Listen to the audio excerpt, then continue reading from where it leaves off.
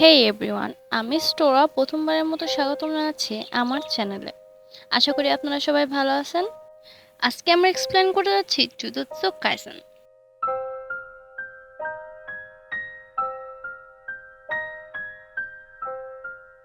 আমাকে আপনারা জানাবেন আপনারা এনিমি ভিডিও বেশি চান নাকি মুভি এক্সপ্লেন, জাপানিজ মুভি এগুলো বেশি চান। আমি আপনাদের মতামত অনুযায়ী মুভি এক্সপ্লেন করা অথবা এনিমি এক্সপ্লেন করা শুরু করব। অনেক ধন্যবাদ। কাহিনীর শুরুতে আমাদেরকে ইউজি হিতাদোরিকে দেখানো হয়, যাকে আহত অবস্থায় একটি রুমের মধ্যে বন্ধ করে রাখা হয়েছিল। ইউজি হিতাদোরির সামনে ছিল আমাদের জুজুৎসু কাইসেনের গোজো স্যার।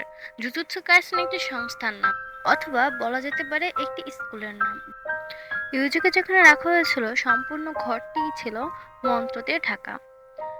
এর কারণ আমরা আগে জানতে পারবো। ইউজির জ্ঞান ভিত্তিতে গোজো স্যার তাকে প্রশ্ন করা শুরু করে যে, এখন বলো তুমি কে। জ্ঞান ভিত্তিতে চারপাশে এমন অবস্থা দেখে ইউজি প্রশ্ন করে বলে ওঠে, আপনি তো। তখন গোজো স্যার বলে ওঠেন, আমি জুজুৎসু কাইসেনের ফার্স্ট ইয়ারে ইনচার্জ গোজো। তখন ইউজির সবকিছু মনে পড়ে এবং সে চিল্লায় বলে ওঠে, ফুশিগুরো। গোজো স্যার বলে ওঠে, তোমাকে এখন বাকিগুলোর কথা চিন্তা না করে নিজের কথা চিন্তা করা উচিত, কারণ তোমাকে এখন গোপনভাবে মেরে ফেলা হবে। পরের দৃশ্যতে আমরা ইউজিকে একটা হসপিটালে কল দিতে দেখি, যেখানে সে তার দাদার সাথে কথা বলার জন্য কল দিয়েছিল। ওখানে নার্সরা তার দাদার সাথে কথা বলা দিতে খুবই ভয় পেত। তাই একটি নার্স গিয়ে তার দাদাকে জিজ্ঞেস করে যে, আপনি কি কথা বলবেন। তার দাদা ফোনে জোরে জোরে বলতে থাকে যে, ইউজিকে বলো আমার খোঁজ না নিতে, সেজন্য তার ক্লাব নিয়ে খুশি থাকে, আমার সাথে দেখা করতে আসার কোনো দরকার নেই। এই কথা বলেই তার দাদা ফোন রেখে দেয়। তখন নার্সরা ইউজিকে জিজ্ঞেস করে, আপনি কি কালকে আসবেন। তখন ইউজি হিতাদোরি বলে, হ্যাঁ আমি কালকে আসবো। একথা বলে ইউজিও ফোনটি রেখে দেয়। সিন এখানে কাট হয়ে যায়। তারপর আমাদেরকে আগের ঘটনা দেখানো হয়। এখানে আমরা ফুশিগুরুকে দেখতে পারি। সে মূলত ইউজির স্কুলে অভিশপ্ত বস্তু খুঁজতে এসেছে, যা খোঁজার জন্য তাকে জুজুৎসু হাই থেকে পাঠানো হয়েছে। অভিশপ্ত জিনিসটি যে জায়গায় রাখা হয়েছিল সে জায়গায় এসে দেখে জিনিসটি নেই, যার কারণে সে খুব অস্থির হয়ে পড়ে এবং অস্থির হয়ে খুঁজতে খুঁজতে একসময় গোজো স্যারকে কল করে। গোজো স্যার সম্পূর্ণ ঘটনা শুনে তাকে বলে যে, বস্তুটি না পাওয়া পর্যন্ত তুমি এখানে আসবে না, বস্তুটি খুঁজে তারপরেই তুমি এখানে আসবে। যার কারণে ফুশিগুরো সেখানেই থেকে যায় এবং বস্তুটি খুঁজতে থাকে। এখানে আমাদের পরের দিন সকালে ইউজি হিতাদোরির স্কুল দেখানো হয়, যেখানে ইউজি এবং তার দুই সাথী কেসা সাকি এবং হিকুচি বসেছিলেন। তারা তিনজনা তাদের এই স্কুলের রুহানি ক্লাবের মেম্বার। তারা তিনজন এখানে বসে বসে কিছু একটা করছিলেন। তখনই তাদের কাউন্সিলিং প্রেসিডেন্ট চলে আসেন এবং তাদের তিনজনকে বলেন, তোমাদের এইসব ক্লাব বন্ধ করো।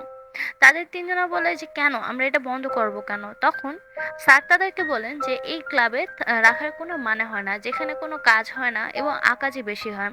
তখন রুহানি ক্লাবের মেম্বাররা বলে ওঠে, না স্যার আমরা তো গবেষণা করছি। তখন স্যার বলে যে, কি গবেষণা করছো শুনি। তখন রুহানি ক্লাবের মেয়ে কেসাসাকি বলে ওঠে, স্যার গত মাসে আমাদের ট্রাক অ্যান্ড ফিল্ডে যে তিনজন হঠাৎ অসুস্থ হয়ে পড়েছিল, তাদের কারণ আমরা খুঁজে বের করেছি গবেষণার মাধ্যমে। তারা ওই ফিল্ডে অসুস্থ হয়েছিল কারণ অনেক বছর আগে, মানে একটা বুঝতেই পারছো একটা কাহিনী বলে দেয়। তা এটা নিয়ে আর কিছু বলার নেই, মানে তারা এইসব উল্টাপাল্টা কাহিনী বলতে থাকে। তখন স্যার তাদের সবাইকে চুপ করিয়ে দিয়ে হঠাৎ করে বলে ওঠে, তোমরা সবাই এসব কি বলতেছো। তারা অসুস্থ হয়েছে যার কারণ হচ্ছে ওখানে হার্ট টেক্স নামক এক ধরনের পোকা পাওয়া গেছিল, যা মানুষ এবং জীব দুজনেরই রক্ত খেয়ে থাকে। যার কারণে ওই ছেলেদের ওই পোকা আক্রমণের ফলে তারা অসুস্থ হয়ে পড়েছিল। তখন বলে কি, তোমাদের ক্লাব এমনিতেও বন্ধ করতে হবে। তখন কেসাসাকি বলে, কেন স্যার। স্যার তখন বলে, একটি ক্লাবের সর্বনিম্ন মেম্বার থাকা উচিত তিনজন, কিন্তু তোমাদের ক্লাবে তো সদস্যও তিনজন না, তোমাদের ক্লাবের সদস্য মোট দুজন। তখন কেসাসাকি বলে, জি স্যার। তখন স্যার বলে কি, তোমাদের মাঝখানে ইউজি হিতাদোরি তোমাদের ক্লাবের মেম্বার না, সে তো ট্রাক অ্যান্ড ফিল্ডের member, say truck and field ক্লাবে নাম লিখিয়েছে। তখন হুট করে ট্রাক অ্যান্ড ফিল্ডের ক্লাবের যে স্যার সে চলে আসে বলে, ইউজি হিতাদোরি তোমার নাম চেঞ্জ করে আমি দিয়েছি। ট্রাক অ্যান্ড ফিল্ড টিচারটি বলে ওঠেন যে, কারণ তুমি হচ্ছে খেলাধুলা অনেক পারদর্শী। তখন স্যার আর ইউজি হিতাদোরির মধ্যে একটি কম্পিটিশন হয়। তখন স্যার বলে, তুমি যদি আমাকে গোলকনৃত্যতে হারাতে পারো তাহলে আমি তোমার সাথে একমত, ঠিক আছে তুমি যেই ক্লাবে ইচ্ছা সেই ক্লাবে জয়েন করতে পারবা। তখন ইউজি হিতাদোরি তার এই কথায় রাজি হয়ে যায়। স্যার আর ইউজি হিতাদোরির মাঝখানে গোলকধাঁধাঁ শুরু হয়, যেখানে আমরা ইউজি হিতাদোরির আসল শক্তি দেখতে পাই। আমরা সবাই গ্লোব নিক্ষেপ অনেক কষ্ট করে খেললেও স্যার অনেক কষ্ট করে অনেক দূরে গ্লোব নিক্ষেপ করার চেষ্টা করে, কিন্তু ইউজি হিতাদোরি জাস্ট একটা মার্বেল ছোড়ার মতো গ্লোবটা ছুঁড়ে মারে আর সেটা অনেক দূরে যায়, যার কারণে সবাই তো অবাক হয়ে যায় এবং স্যার নিজেও হা হয়ে তাকিয়ে থাকে। আমরা এখানে বুঝতে পারি ইউজি হিতাদোরি আসলে কতটা শক্তিশালী। হিতাদোরি ওই বলটি নিক্ষেপ করেই তার ক্লাব মেম্বারের কাছে এসে বলে, এবার তো আমি তোমাদের ক্লাবে আসতে পারবো, স্যার এখন কিছু বলতে পারবে না, আমি আমার মন পছন্দ ক্লাবটায় জয়েন করতে পারবো। কেসাসাকি এবং হিকুচি বলে ওঠে যে তুমি তো খেলাধুলায় খুব পারদর্শী, তুমি খেলাধুলায় জয়েন করো, সেটা তোমার ভবিষ্যতের জন্য ভালো হবে। ইউজি হিতাদোরি তাদেরকে বিশ্বাস দিয়ে দেয় যে না, সে রুহানি ক্লাবেই থাকতে চায়, যার কারণে সে ট্র্যাক অ্যান্ড ফিল্ডে যাবে না। তখন পাশ দিয়ে ফুশিগুরো তাদেরকে দেখে, ইউজি হিতাদেরকে দেখে সন্দেহ করছিল যে সে এত ভালো করে কিভাবে জিনিসটা ছুটতে পারলো, যার কারণে ফুশিগুরো অনেকক্ষণ ধরে ইউজি হিতাদোরিকে দিকে তাকিয়েছিল। কিন্তু যখনই ফুশিগুরো তার সাথে কথা বলতে যাবে তখন ইউজি 4টা বেজে গেছে বলে তাড়াতাড়ি দাদার হসপিটালে যাইতে হবে বলে ব্যাগ নিয়ে দৌড় দিতে ফুশিগুরোর পাশ দিয়ে যাতেই ফুশিগুরো দেখতে পায় যে ইউজি হিতাদোরির ভিতরে একটি অভিশপ্ত শক্তি আছে যা ওকে ফলো করতেছে। এটা দেখে ফুশিগুরো তো ওকে থামাতে যাবে, কিন্তু ইউজি হিতাদোরি 3 সেকেন্ডে ওখান থেকে কেটে পড়ে আর সবাই বলতে থাকে ও 3 সেকেন্ডে 50 কিলোমিটার পথ অতিক্রম করতে পারে, যেটা শুনে ফুশিগুলো তো পুরো অবাক। পরের সিনে আমাদেরকে দেখানো হয় ইউজি তার দাদার কাছে এসেছে এবং সাথে কিছু ফুল কিনে নিয়ে এসেছে। তার দাদার কাছে আসার পরে ইউজি হিতাদোরি ফুলগুলো রাখতে থাকে এবং তার দাদা বলতে থাকে তুমি এখানে কেন এসেছো, তুমি তোমার রুহানি ক্লাবে জয়েন করতে পারো। এত কিছু বলতে থাকে, ইউজি হিতাদোরি কোনো কিছু কানে নেয় না এবং বলতে থাকে আপনি এত রাগ করেন না। তখন তার দাদা বলে চলো আমি তোমার তোমার মা বাবার কথা বলে যাই। তখন ইউজি হিতাদোরি তাতে কোনো ইন্টারেস্ট দেখায় না, বলে কি যে না আমি ওটা জানতে চাই না। তার দাদা বলে আচ্ছা ঠিক আছে, তুমি তো শুনবা না। কথা বলে তার দাদা পাশ ফিরে বলতে থাকে ঠিক আছে ইউজি, শুনে রাখো তুমি সবসময় কাউকে হেল্প করবে, তুমি অনেক শক্তিশালী, কিছু না পারো একজনকে হলেও হেল্প করবা, তুমি সবাইকে সাহায্য করবা কারণ তুমি অনেক শক্তিশালী। তার দাদা আরো বলে যে আমি চাই না তুমি আমার মতো এইভাবে একা একা মরো, আমি চাই তোমার যখন মৃত্যু হবে তোমার সাথে যেন অনেক মানুষ থাকে, তোমার মৃত্যুতে যাতে কাদার মতো অনেক মানুষ থাকে, আমার মতো একা একা আমি চাই না যে তুমি আমার মতো একা একা মরো। যার কারণে তার দাদা এসব কথা বলছিল। সাথে সাথেই তার দাদার মৃত্যু হয়ে যায়। ইউজি হিতাদোরি কিছুক্ষণ বুঝতে না পেরে পরে বুঝতে পারে যে তার দাদার মৃত্যু হয়ে গেছে। তখন সে হালকা একটু কষ্ট পেলেও তার চোখ থেকে কোনো পানি পড়ে না। সে সুন্দর মতো নার্সকে কল করে বলে কি আমার দাদা আর নেই। তখন নার্স সুন্দর মতো তার সব ফর্মালিটি পূরণ করে এবং কাগজপত্র পূরণ হওয়ার পরে ইউজি আর নার্স পাশে তাকায় দেখতে পারে কি অন্ধকার থেকে একটি লোক চলে আসতেছে, সেটি আর কেউ না আমাদের ফুশিগুরো। ফুশিগুরো ইউজিকে দেখে বলে যে ইউজি তোমার সাথে আমার গুরুত্বপূর্ণ কথা আছে। তখন ইউজি বলে কিন্তু আমি তো, আমার দাদা তো মারা গিয়েছে। তখন ফুশিগুরো বলে যে না, এখনই আমার তোমার সাথে ইম্পর্টেন্ট কথা আছে, আমি তোমার সাথে এখনই কথা বলতে চাই। তখন ইউজি ফুশিগুরোর সাথে কথা বলতে একটা জায়গায় যায়। ফুশিগুরো তখন ইউজিকে সরাসরি জিজ্ঞেস করে যে তোমার কাছে যে অভিশপ্ত জিনিসটা আছে সেটা আমাকে দাও। তখন ইউজি ভয় পেয়ে বলে অভিশপ্ত জিনিস, কোন জিনিসের কথা বলতেছো? তখন ফুশিগুলো বলে তোমার কাছে একটি বক্স আছে, যে বক্সটি তুমি আমাকে দিতে হবে। খুশিগুলো আরো বলে তোমার এই বক্সে যে জিনিসটি আছে সেটি হচ্ছে একটি অভিশপ্ত জিনিস, যে জিনিসটি কারোর হাতে পড়লে সেটি খুবই ভয়ানক হতে পারে। তখন ইউজি বলে ওঠে অভিশপ্ত মানে? খুশিগুলো তখন বলে আমাদের এই শহরে প্রতি বছর কোনো না কোনো কারণে কেউ না কেউ মারা যায়, অনেকেই জানে না, যার কারণ রহস্যময় হয়ে থাকে। এগুলোর মূল কারণ হচ্ছে অশুভ শক্তি, অথবা তুমি বলতে পারো এগুলোকে অভিশপ্ত শক্তি। স্কুল কলেজ হসপিটাল এইগুলো জায়গাতে মানুষের ইমোশনাল কারণে বিভিন্ন ধরনের খারাপ অভিশপ্ত শক্তি জন্ম হয়।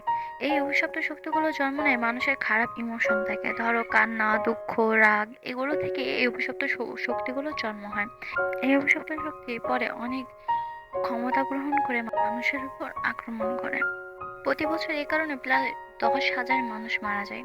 তাই আমরা সেই অভিশপ্ত শক্তি যাতে মানুষের কোনো ক্ষতি না করে এবং সেই অভিশপ্ত শক্তি যাতে স্কুল কলেজে উৎপন্ন কম হয় সেজন্য স্কুল কলেজ বা হসপিটালের কাছে আমরা একটি অভিশপ্ত জিনিস রেখে দিই, যা খুবই মন্ত্র দিয়ে সিল করা থাকে। এই মন্ত্রগুলো অভিশপ্ত শক্তিকে থামিয়ে রাখতে সাহায্য করে। তোমার কাছে যে বক্সটি ছিল ওই বক্সের মধ্যে যে অভিশপ্ত জিনিসটি ছিল মন্ত্রতে ঢাকা, সেই অভিশপ্ত জিনিসটি হচ্ছে বিশেষ শ্রেণীর অভিশপ্ত জিনিস হিসেবে আখ্যায়িত করা হয়েছে, যার জন্য ওই অবজেক্টটি আমাদের দরকার। ইউজি বলে ওঠে যে অভিশপ্ত জিনিসটি যেহেতু অন্য অভিশাপকে রক্ষা করতেছে তাহলে এটা কিভাবে আমাদের জন্য ভয়ানক হতে পারলো। তখন ফুসিগুলো বলে ওঠে যে এটা আসলে একটা মিষ্টি বিষের মতো।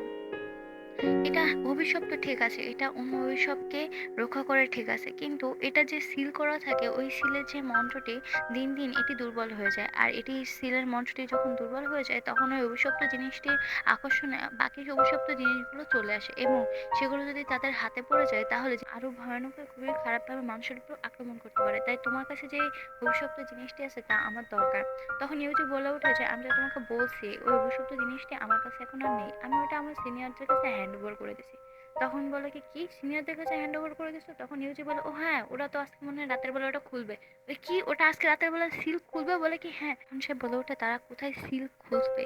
তখন ইউজি বলে ওঠে তারা কলেজ বিল্ডিংয়ে সিল খুলতে গিয়েছে। খুশিগুলো অনেক ভয় পেয়ে যায় এবং বলে কি এখনই আমাদের ওখানে যেতে হবে। ইউজি বলতে থাকে কেন, ওটা কি আসলে অনেক বিপজ্জনক হতে যাচ্ছে, অনেক ডেঞ্জারাস হতে যাচ্ছে, ওটা কি সহজেই খোলা যায়? খুশিগুলো বলে ওঠে যে না, ওটা সহজে খোলা যায় না, কিন্তু চেষ্টা করলে ওটা সহজেই খোলা যেতে পারে।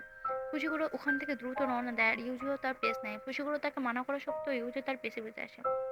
কলেজের কাছে এসেই তারা দেখে কি পুরো কলেজটি সিল বন্দি হয়ে আছে, মানে একটা কোনো কিছু কলেজটিকে আখ্যায়িত করে চারিদিক দিয়ে ঘিরে আছে একটা দেওয়ালের মতো।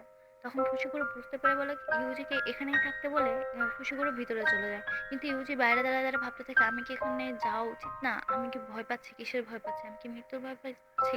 ইউজি এগুলো ভাবতে থাকে এবং ফুশিগুলো ভিতরে যায়। এখানে আমরা দেখতে পারি কেসাসাকি এবং হিগুচি এতক্ষণে অভিশপ্ত জিনিসটি খুলে ফেলেছিল, যার ভিতর থেকে একটি আঙ্গুল বেরোছিল এবং ওরা এটা বের হওয়ার সাথে সাথে ভয় পেয়ে যায় এবং যখন জিজ্ঞেস করে এটা কি কোনো মানুষের আঙ্গুল, তখনই তাদের মোমবাতি বন্ধ হয়ে যায় এবং তারা দুজনে ভয় পেয়ে যায়। দুজনের উপরে দেখানো হয় একটি মনস্টার।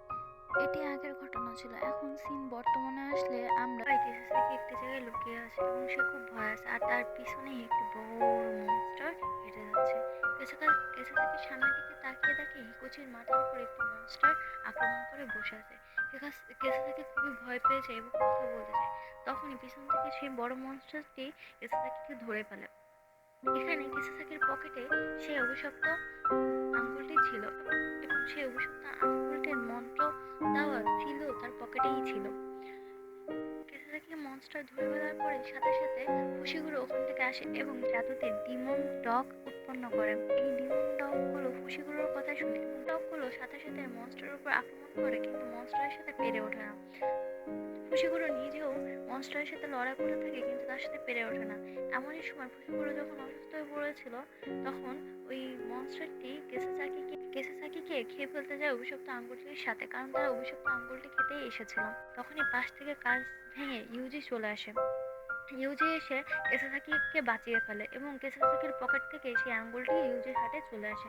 কেসাসাকি ওই আঙ্গুলটি ধরে বলে ও আচ্ছা, তাহলে এটার জন্যই এত কিছু যুদ্ধ। তখন ওই মনস্টারটা ইউজির হাতে ওই আঙ্গুলটি দেখে ইউজির পিছনে ছুটতে থাকে। ইউজি কোনো মতে ওখান থেকে দৌড়াতে পালাতে থাকে, কিন্তু মনস্টারের সাথে ইউজি এবং ফুশিগুলো মনস্টারের সাথে এক পর্যায়ে ধস্তাধস্তি করতে করতে ফুশিগুলো ইউজিকে বলে তুমি এখান থেকে চলে যাও, তোমার অসুবিধা হচ্ছে। কিন্তু ইউজি যেতে চায় না, বলে না আমি চলে গেলে এরা এই মনস্টার তোমাকে মেনে ফেলবে, আমি তোমাকে বাঁচাইতে চাই, আমি একজনকে হলেও বাঁচাতে চাই। ইউজি একেবারে শেষ মুহূর্তে এসে ওই আঙ্গুলটি খেয়ে ফেলে।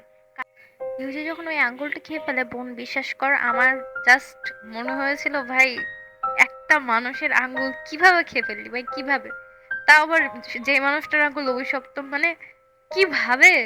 ইস, যাই হোক, আমাদের তাতে কিছু না, কিন্তু আঙ্গুলটা খেয়ে ফেলার পরে ইউজি সুকুনাতে পরিবর্তন হয়ে যায়। আর সুকুনা তো ডিমন রাজ্যের রাজা, মানে ও অভিশপ্ত সবকিছুর মধ্যে ও সেরা ছিল। তো সুকুনা তো পরিবর্তন হয়ে যাওয়ার পরে সুকুনার সামনে এরকম ছোটখাটো মনস্টার তো কোনো বিষয়ই ছিল না। সুকুনা খুব সহজেই একটা মশা মারার মতো মনস্টারটিকে মেরে ফেলে, উল্টো খেলতে খেলতে মনস্টারটিকে মেরে ফেলে। সুকুনা মনস্টারটিকে মারার পরে যখন ইউজি দাঁড়িয়েছিল তখন ইউজিকে দেখে ফুশিকুরো বলে ওঠে তুমি জুজুৎসু কাইসেনের নিয়ম ভঙ্গ করছো, তুমি অভিশপ্তে আঙ্গুলটা খেয়ে ফেলেছো, আমি দেখেছি। এখন আমার কাছে কোনো উপায় নেই, আমার তোমাকে বাধ্যতামূলক মারতে হবে। আর এখানেই সিনটি কাট হয়ে যাওয়ার মাধ্যমে এপিসোডটির সমাপ্তি ঘটে। অনেক ধন্যবাদ আপনাদেরকে। আমি আসলে প্রথমবার এক্সপ্লেন করলাম, আমার অনেক প্রকার অনেক ধরনের ভুল হতে পারে, আপনারা সবাই ক্ষমার দৃষ্টিতে দেখবেন। আমি চেষ্টা করবো আরো ভালোভাবে আপনাদের জন্য এক্সপ্লেন করার জন্য। আপনাদের সবার কাছ থেকে এখন এখানেই বিদায় নিচ্ছি। আপনারা সবাই সাবস্ক্রাইব করবেন এবং লাইক কমেন্ট তো করতে ভুলবেন না। অনেক ধন্যবাদ, দেখা হবে পরের ভিডিওতে।